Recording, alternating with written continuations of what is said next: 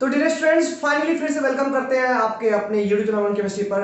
आज हम लेके आए हैं आपके लिए atomic structure chapter class 11th का एनसीईआरटी एक्सरसाइज 2.42। इसके साथ 4.1 भी है, 4.0 भी है, तीनों सवाल इसी में है। ठीक है, सवाल में ध्यान से देखिएगा। पहला सवाल ये 4.2 का कैलकुलेशन वाला था, इसलिए हम यहाँ पर लेके आए हैं। ठीक है, an element with mass number 81। Mass number मतलब न्यूक्लियॉन्स का नंबर, कितने प्रोटॉन्स और न्यूट्रॉन्स मिला करके हुए उसे मास नंबर कहते हैं। तो मास नंबर एलिमेंट का 81 है, ये गिवन है। 81 है, ये गिवन है। ठीक है, अब इस 81 में 31.7% मास जो है वो है हमारा 31.7% जो है कहा जा रहा है मोर न्यूट्रॉन्स है एज कंपेयर टू प्रोटॉन्स। यानी जितने भी प्रोटॉन्स मेरे पास में है इस न्यूक्लियस में, उससे 31.7% ज्यादा न्यूट्रॉन्स है। तो बताना है कि इस एलिमेंट का एटॉमिक सिंबल क्या होगा।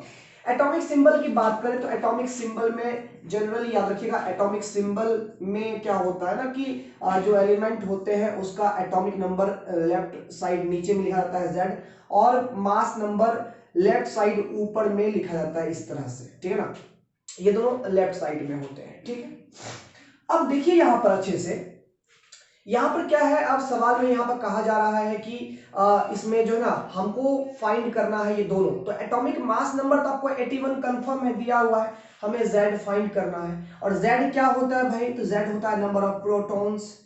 तो प्रोटॉन्स अगर निकाल लिए हम, पता लग गया कितना प्रोटॉन है, तो एटॉमिक सिंबल कंप्लीट हो जाएगा। चलिए तैयार करते हैं यहां पर। तो हमारे पास ये गिवन है कि प्रोटॉन्स जितने भी है उससे 31.7% ज्यादा न्यूट्रॉन है। ठीक है ना, तो मान लेते हैं let the number of protons मान लेते हैं x। ठीक है ना, जिससे कंपेयर करना है उसको x मान लेते हैं, बचपन से हम लोग सीखते आ रहे हैं। ठीक है, जब प्रोटॉन्स की संख्या x है, then the number of neutron कितना हो जाएगा? कितना हो जाएगा? तो प्यारे बच्चों, आपको कहा जा रहा है ये x जितना भी होगा इससे इसका 31.7% ज्यादा होगा। तो प्लस कर दिए, कितना परसेंट? तो 31.7% ऑफ x जो होगा वो तो होगा ही, उससे x का 31.7% ज्यादा होगा। ठीक है ना, ये हमारा न्यूट्रॉन्स का नंबर होगा। तो अगर हम लोग यहाँ फाइंड आउट करें तो हमारा यहाँ पर आएगा रिजल्ट, कितना आ जाएगा? x प्लस 31.7% मतलब हो गया 31.7 बाई 100 इंटू एक्स हो गया, यानी x प्लस 0.317x हो गया। यानी कि यहां पर कह सकते हैं कॉमन ले लेंगे x, तो ये 1.317x ये हो जाएगा क्या चीज? Number of neutrons. ठीक है, प्रोटॉन्स x हो गया, नंबर ऑफ न्यूट्रॉन्स 1.317x हो गया। क्लियर? अब क्लियरली मेंशन्ड है अकॉर्डिंग टू क्वेश्चन मेंशन्ड है कि एटॉम ये मास नंबर जो है ये 81 है, और मास नंबर क्या होता है? प्रोटॉन प्लस न्यूट्रॉन का नंबर, जो कितना दे दिया गया है? 81। प्रोटॉन्स हमने कितना माना है? x माना है। न्यूट्रॉन्स उसी हिसाब से कितना आया हुआ है? 1.317x आया है, इज इक्वल टू 81 ले लेंगे। x यहां से भी कॉमन तो हो जाएगा, 2.317x इज इक्वल टू 81 हो जाएगा। Therefore x is equal to 81 divided by 2.317 हो जाएगा, जो लगभग में 34.95 के अप्रोक्स में आएगा, जो कि अप्रोक्सीमेटली इक्वल कर देंगे 35, क्योंकि यहाँ पर हम लोग को अप्रोक्सीमेट हम लोग को इंटीग्रल वैल्यू तो लेना ही था, क्योंकि एटॉमिक नंबर जो प्लेस करेंगे वो इंटीग्रल वैल्यू में करना है हम लोग को, वो डेसिमल में नहीं होता है। तो अप्रोक्सीमेटली कितना आ गया? 35 आ गया। ये अप्रोक्सीमेट इसलिए आता है क्योंकि जो भी कैलकुलेशन यहाँ से लिए जाते हैं वो सभी अप्रोक्सीमेशन में लिए जाते हैं। ठीक है ना, तो यहां से एटॉमिक नंबर क्लियरली मिल गया, कितना जी? 35, क्योंकि x हम किसको माने हुए थे? नंबर ऑफ प्रोटॉन्स माने हुए थे, और नंबर ऑफ प्रोटॉन्स ही क्या होता है? एटॉमिक नंबर होता है। यानी एटॉमिक नंबर कितना फाइंड हो गया हम लोग को? 35। Then the symbol of element कितना हो जाएगा? सिंबल ऑफ एलिमेंट हो जाएगा हमारा ये 35 में कौन सा एलिमेंट है भाई? तो 35 में हमारा ब्रोमीन है। कौन सा एलिमेंट है? ब्रोमीन। तो ब्रोमीन 35 हो गया। अब मास नंबर यहाँ कितना हो गया इसका? 81 हो गया। This is the required answer. इसमें तो कोई दिक्कत नहीं हुआ होगा। ठीक है, नॉर्मल सी बात है, सिंबल निकालना था आपको। अच्छा, 40 नंबर के सवाल में क्या कहा जा रहा है, जरा गौर से सुनिएगा।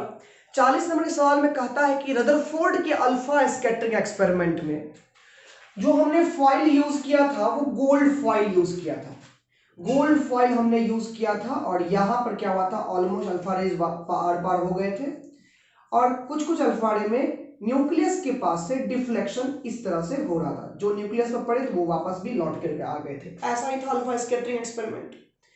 अब क्या है ना कि कहा जा रहा है कि अगर हम गोल्ड की जगह पर कोई लाइट एलिमेंट वाले जैसे कि एल्युमिनियम फॉइल का यूज करते हैं, जो छोटा सा एलिमेंट होता है, वो अगर उनकी फॉइल यूज करते तो क्या होता। तो बिल्कुल यहां पर ये बात है कि वो रिजल्ट नहीं आता जो रिजल्ट एक्सपेक्ट किया गया था यहाँ पर, कि यहाँ डिफ्लेक्शन, जो प्रॉपर डिफ्लेक्शन इतना हुआ है अल्फा रेज में, डिफ्लेक्शन जो यहाँ पर देखा गया है, जिसके थ्रू हमने पता लगाया न्यूक्लियस का, सॉरी रदरफोर्ड भैया ने लगाया था न्यूक्लियस का, तो वो क्लियरली डिफ्लेक्शन होता ही नहीं, क्योंकि यहां पर जो है ये एक हैवी मेटल था गोल्ड फॉइल, हैवी मेटल, इसमें 79 केवल प्रोटॉन्स है, उसके बाद जाकर के और भी न्यूट्रॉन्स है, तो एक हैवी न्यूक्लियस है यहां पर।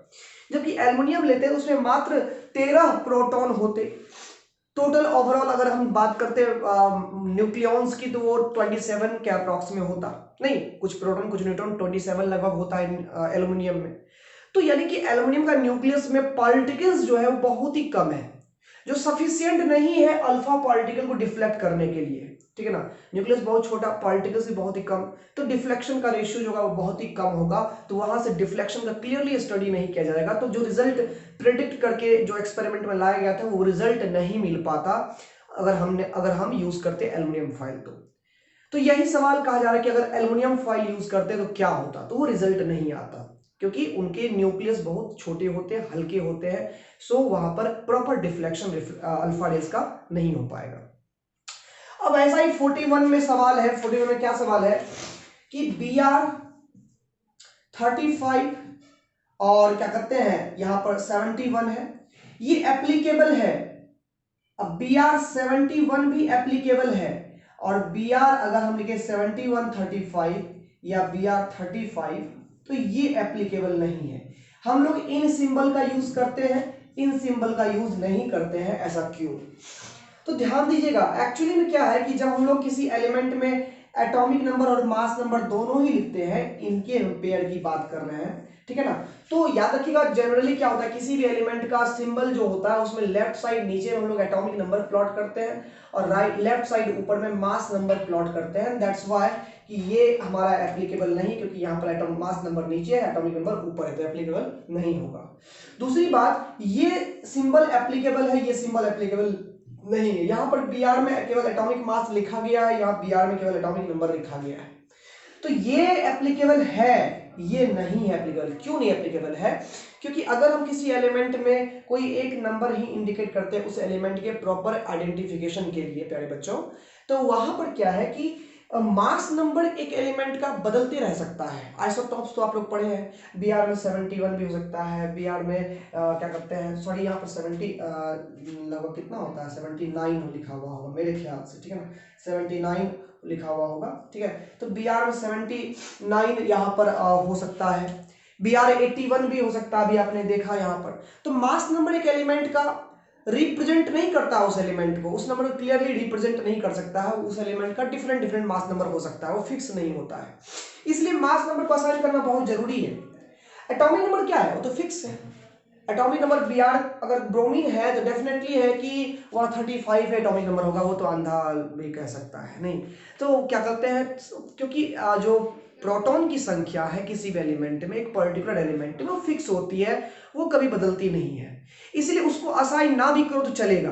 अगर आपको सिंगल एक नंबर ही असाइन करना है तो आप लोगों को एटॉमिक मास असाइन करना पड़ेगा, ताकि एलिमेंट के प्रॉपर जानकारी हमें मिल सके कि वो एलिमेंट कौन सा एलिमेंट है। एटॉमिक नंबर असाइन नहीं भी करो चलेगा। तो यानी कि हम लोग अगर सिंगल कोई नंबर रिप्रेजेंट करना चाहते हैं तो एटॉमिक नंबर ना रिप्रेजेंट करके हम लोग को मास नंबर रिप्रेजेंट करना चाहिए, ताकि एलिमेंट का प्रॉपर आइडेंटिफिकेशन हो सके। तो ओवरऑल इस वीडियो में, एक सिंगल वीडियो में आपका 40, 41, 42 तीनों क्लियर हो चुका है, ठीक है। और कोई मन में डाउट रह गया हो तो आप कमेंट में जरूर बताएं, कमेंट आपका बहुत ही महत्वपूर्ण है, ठीक है। और बाकी थ्योरी के लिए भी हमारे प्लेलिस्ट में विजिट करें, थ्योरी वीडियोस भी आपके लिए वहाँ अवेलेबल है, ठीक है। और मिलते हैं हम लोग अगले वीडियो में, ठीक है। कोई बात हो तो आप हमें व्हाट्सएप भी कर सकते हैं, ठीक है। मिलते हैं, बाय, टेक केयर।